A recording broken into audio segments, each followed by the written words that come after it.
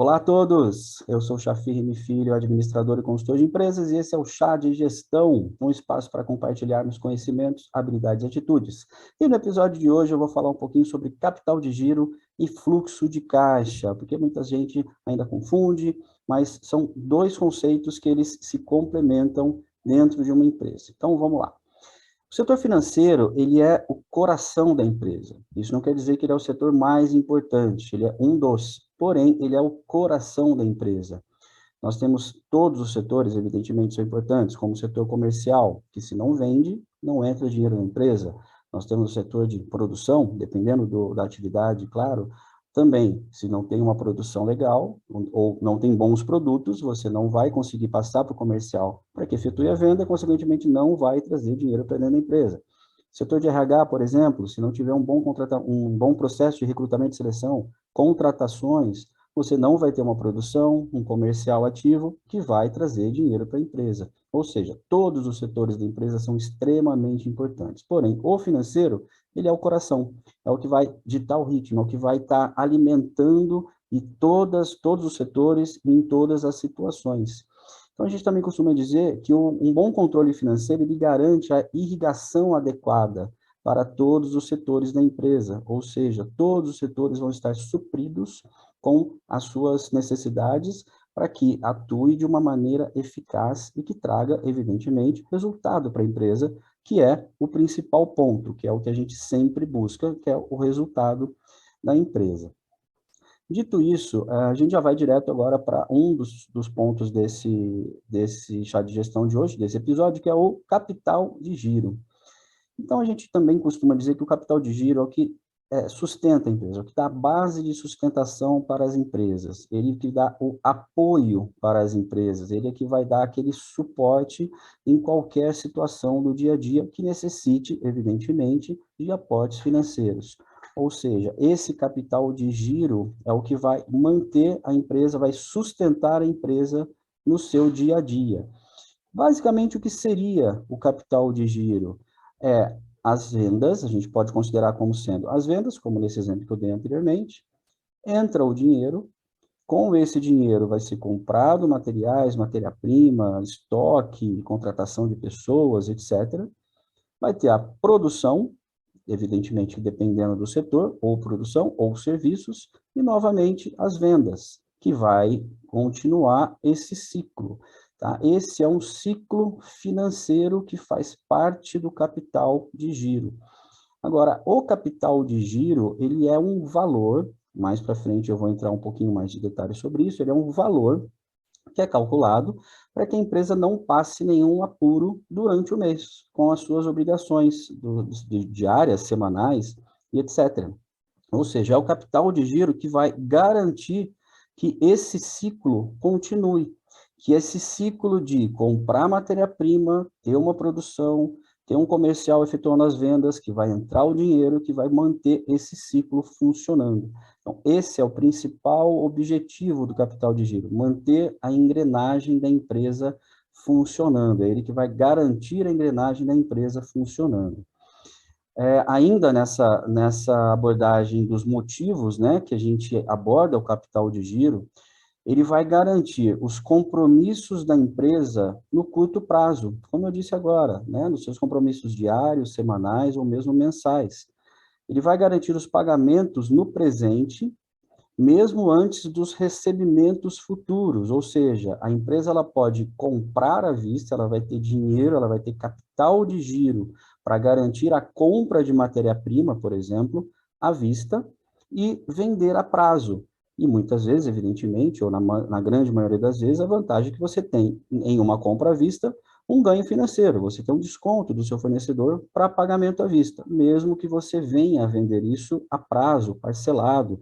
Ou seja, esse capital de giro, a empresa tendo um bom capital de giro, ela vai garantir, inclusive, além dos pagamentos, também a redução do seu custo. Tá? Então, esse é outro ponto importante. E também o pagamento das despesas fixas mensais, sem necessidade de recorrer a empréstimos. A gente já viu muitas vezes também empresas com uma certa dificuldade financeira conseguem efetuar uma venda grande, porém não tem grana para comprar matéria-prima, não tem grana para contratar pessoal, por exemplo, para garantir aquela entrega. Ou seja, faltou o capital de giro, faltou a administração desse capital de giro. E aí, pode ser também, não há problema nenhum em se recorrer a empréstimos, tá? Desde que a gente tenha um bom controle disso para que não haja problemas futuros também. Continuando ainda nos objetivos do capital de giro, quando a empresa precisa, é o quanto a empresa precisa para se manter funcionando. E tem uma continha básica, que ela não é regra, porque isso evidentemente varia bastante de acordo com a atividade da empresa, com o tamanho da empresa, com a maturidade, etc. Porém, uma continha básica, que o ideal que se tenha, que qualquer empresa tenha, de capital de giro disponível para garantir aqueles pagamentos que eu já falei até agora, é um valor referente a de 3 a 6 meses do seu custo.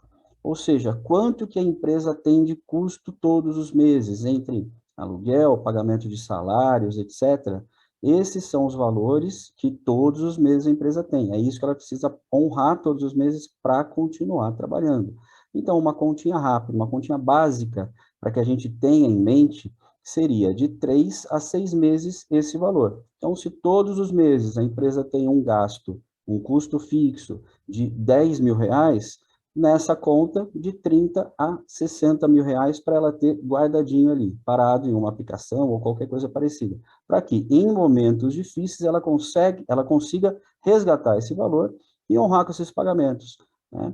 É como se fosse um banco próprio. A empresa ela tem um banco próprio para garantir esses recursos sem precisar ficar recorrendo a empréstimos bancários. Então, isso é muito interessante.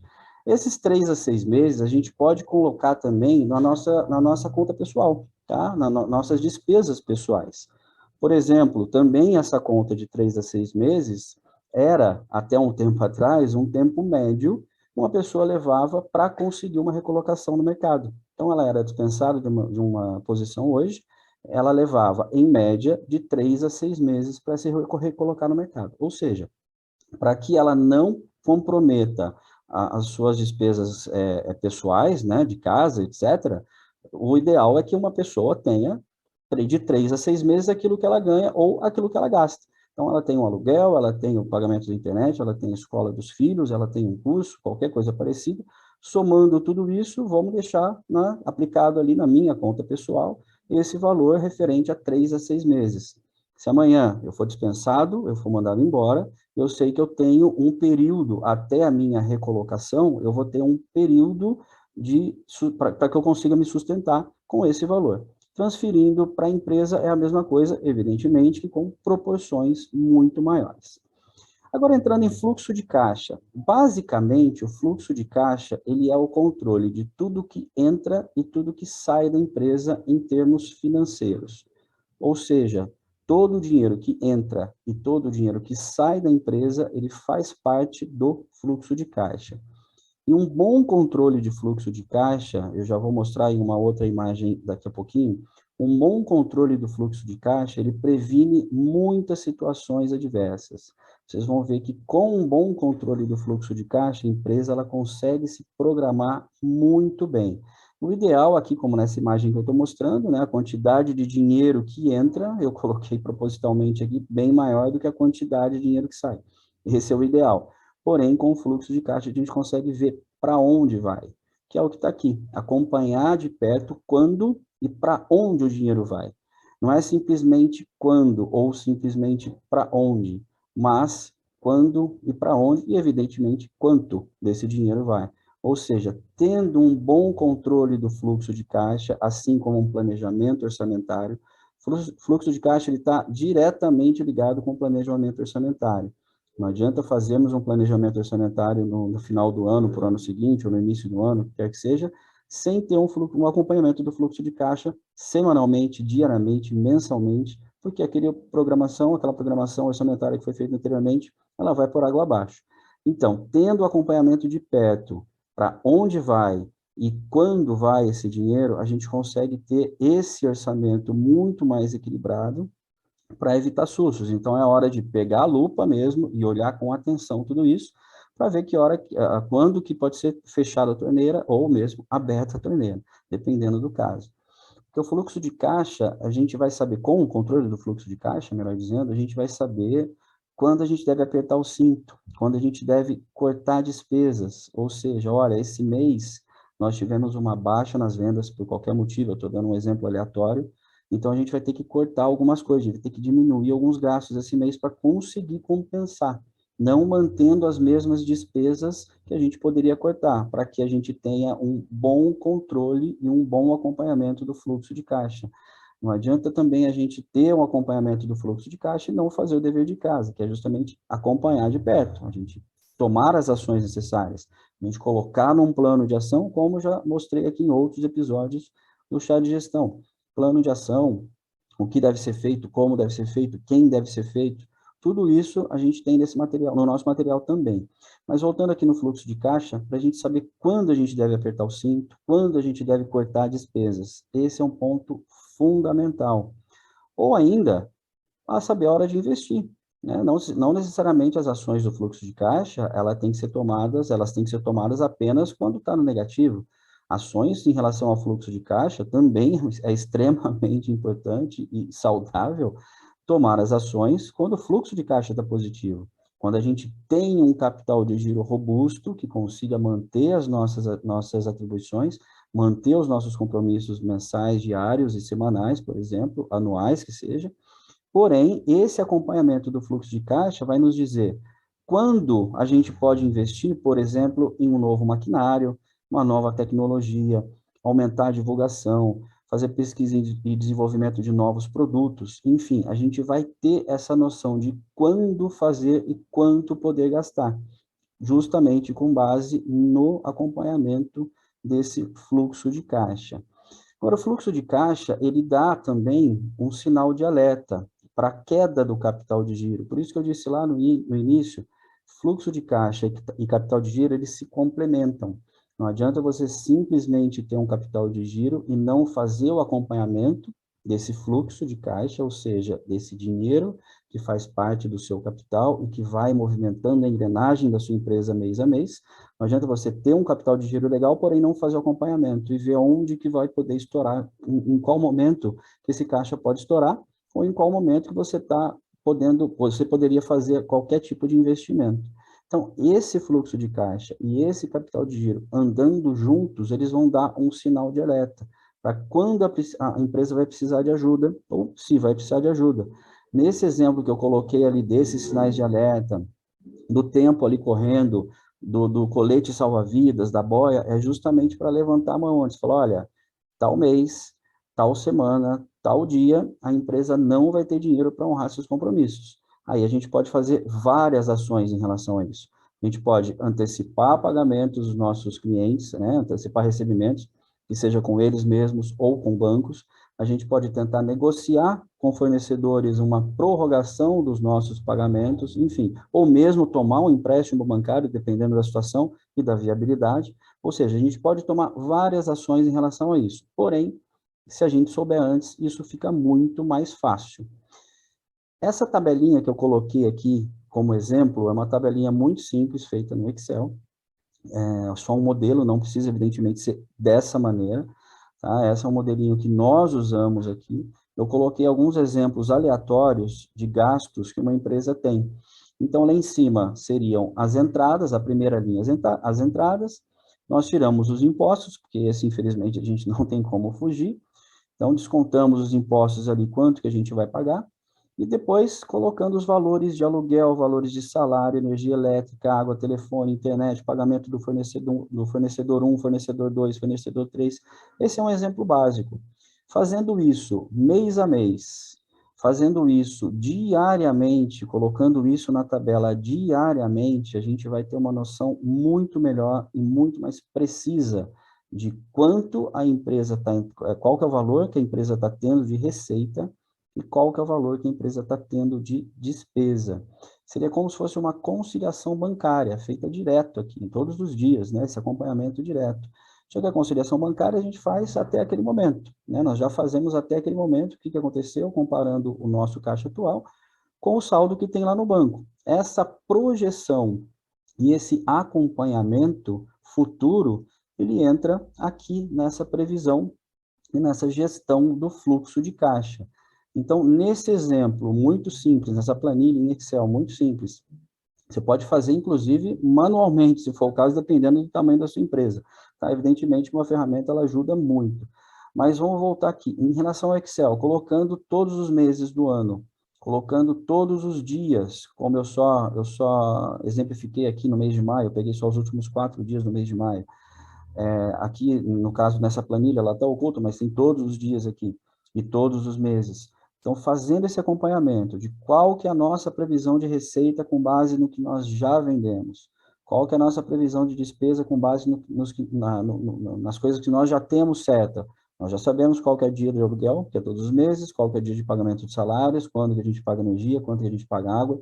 Os fornecedores, a mesma coisa. Nós fazemos uma compra, o fornecedor nos manda o boleto ou a programação de pagamento que seja, a gente já tem antecipadamente quando que vai vencer aquele compromisso. A gente já anota nessa planilha, ou seja, esse acompanhamento de fluxo de caixa, ele vai pegar todo o futuro da empresa. Todos os dias, o ideal é que essa planilha seja alimentada, tanto com as receitas, tanto com as despesas. Nós vendemos hoje, a gente já alimenta a planilha. Vendeu hoje para pagamento daqui a um mês, a gente já vai colocar naquela data, daqui a um mês, que aquele valor foi vendido, referente àquela venda. A gente fez uma compra hoje, para pagar em 3 vezes, a gente já vai lançar os 3 vencimentos, nos 3 meses seguintes, naquela data referente ao vencimento do boleto. Porque a gente já vai ter exatamente quando a gente vai ter o problema ou exatamente quando vai estar sobrando dinheiro, quando a gente vai ter um capital de giro mais robusto, que é o tópico do primeiro assunto que a gente já abordou. Agora eu coloquei essa planilha preenchida também com números aleatórios aqui. Então, nesse exemplo, mês de janeiro, a empresa vai faturar 30 mil, mês de fevereiro, 28, mês de março, 34, mês de abril, 32, o mês de maio ainda está no começo, eu peguei até do dia 5 ao dia 10 de maio, vendeu até agora R$16.400. Esses são números aleatórios. Fazendo um desconto das despesas, ali eu coloquei como sendo aluguel 3 mil, salários 7 mil, energia 250, água 200, telefone 3 mil, joguei valores aleatórios para 6 fornecedores diferentes ao longo do mês de janeiro, do mês de fevereiro, do mês de março, do mês de abril.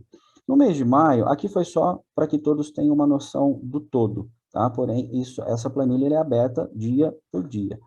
No mês de maio, eu peguei também aqui como exemplo apenas 5 dias, 4 dias, desculpa, do dia 5 ao dia 10, pulando aqui um final de semana, por exemplo.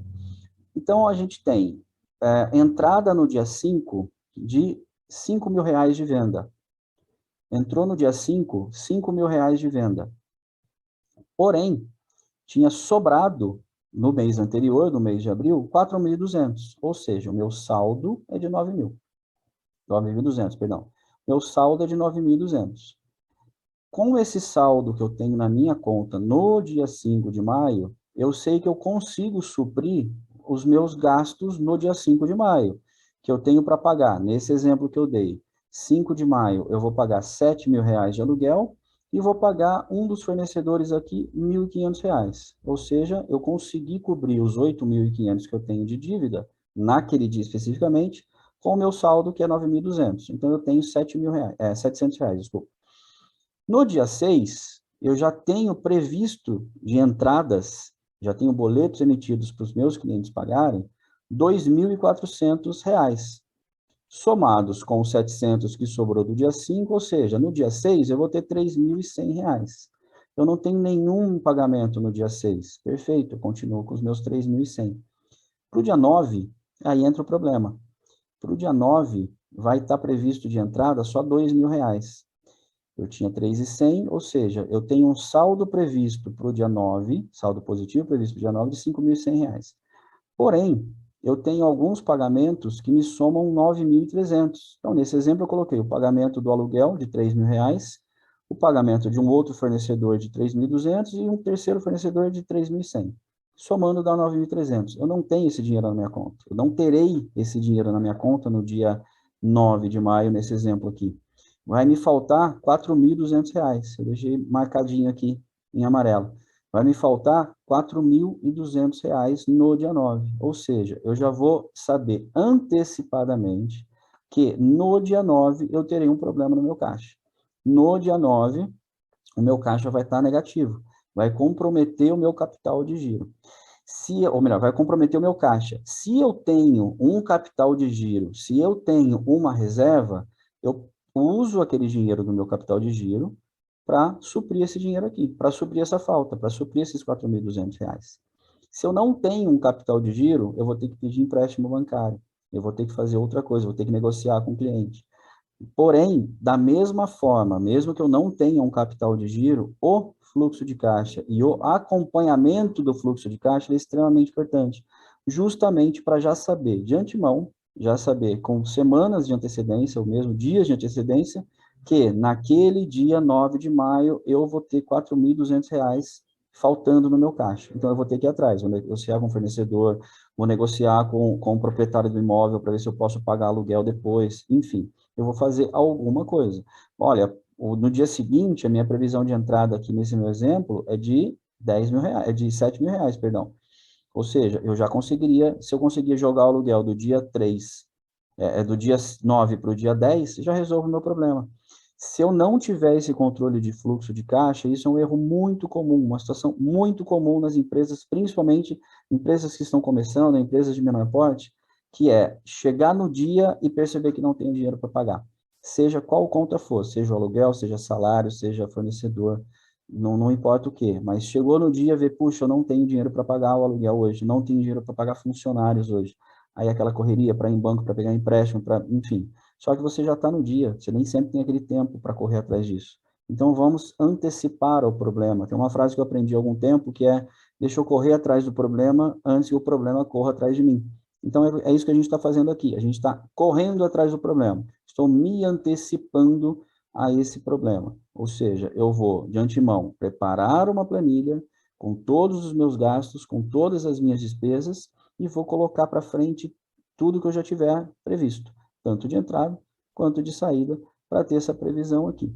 Eu deixei marcada essa parte separada, coloquei aqui muito básico também: aluguel, salário, energia, água, telefone. Esses são os custos fixos da empresa.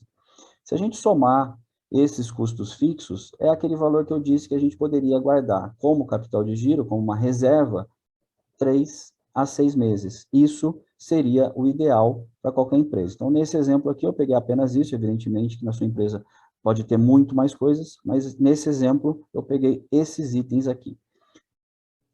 E tudo isso que eu falei serve para evitar surpresas, ou seja, tendo uma boa gestão do seu capital de giro, uma boa gestão do seu fluxo de caixa, fazendo com que esses dois pontos se complementem, a gente vai conseguir evitar muitas surpresas na nossa empresa e também na nossa vida pessoal. Por isso que eu coloquei a imagem do gatinho aqui, com essa cara de assustado, e também com uma brincadeira, o rolo de papel higiênico vazio, para que a gente não seja pego de surpresa na hora que a gente precisa pagar uma conta, por exemplo, tá? Então, só voltando, capital de giro e fluxo de caixa andando juntos, uma boa gestão desses dois pontos é extremamente importante para a saúde financeira da empresa. Só lembrando, como todos os vídeos e todo o material, faça com que sua vontade de aprender seja maior do que a preguiça de estudar, é uma frase que eu sempre uso há muito tempo. E também, lembrando que os conteúdos do Chá de Gestão, eles ficam disponíveis através das redes sociais da Agência de Gestão, Facebook, Instagram, LinkedIn, e também pelo YouTube, Chá de Gestão, e canais de podcast, tá? Também pelo Spotify, procurando pelo nome Chá de Gestão. Espero que tenham gostado do conteúdo. Até a próxima. Tchau, tchau.